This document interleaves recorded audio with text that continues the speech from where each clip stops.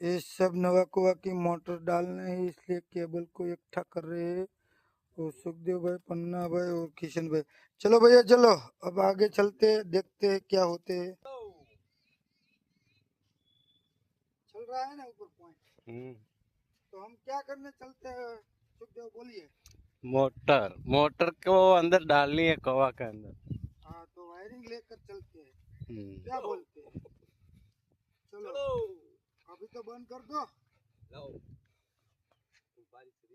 अब बे दाड़िया जाए છે જો મોટર ના કેબલ લઈ।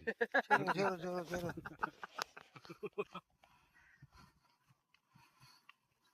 હવે પોગી ગયા, હવાથી જાય છે।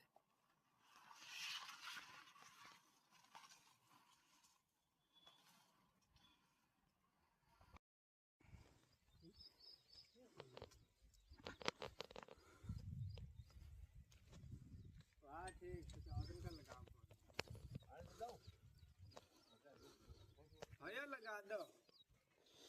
ओह, सुबह में कितना टिपड़ा निकाला था? सुबह में 30-35 निकाला था। अब तो ऊपर आ गया है पानी। देखो देखो पानी कितना ऊपर आ गया। वही तो देख रहा हूँ।